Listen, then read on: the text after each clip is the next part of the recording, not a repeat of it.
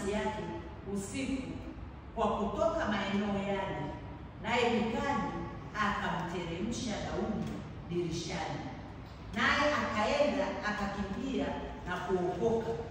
Amen. Unamuona huyu mke wake pia. Mungu alimwinulia Daudi mke wake kwa msaidizi wa hatima maisha yake.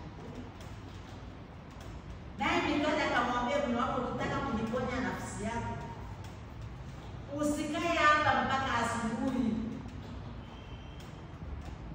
Uondoke mahali hapa. Daudi naye akatii, mke akamshusha, akamteremsha dirishani.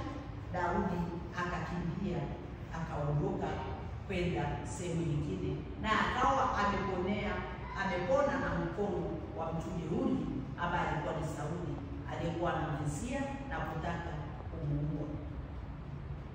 Wasaidizi wa hatima ni watu walio tayari kutoa fedha kwa ajili yako ili ufanikiwe kuifikia hatima yako.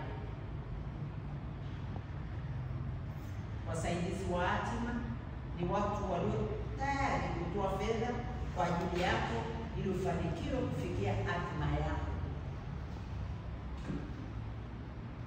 Amen. Tunaona Luka 8:5. Injili ya Luka Mtakatifu sura ya 8 na mstari wa 3.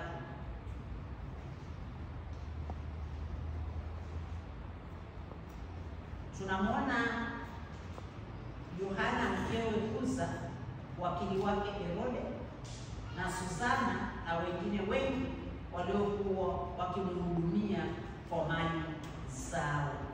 Amen. Mungu anaweza akainua watu wao ambao wako tayari kutoa mali zao kwa ajili yako. Mungu anao watu. Shida ni kwamba hauoni au ulikuwa hujajua.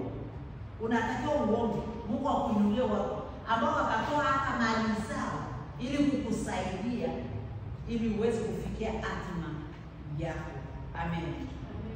Ikiwa Yesu alikuwa na wasaidizi wa hatima, tena waliokuwa wakimhudumia kwa mali zao, sisi ni kina nani tusio na wasaidizi wa hatima?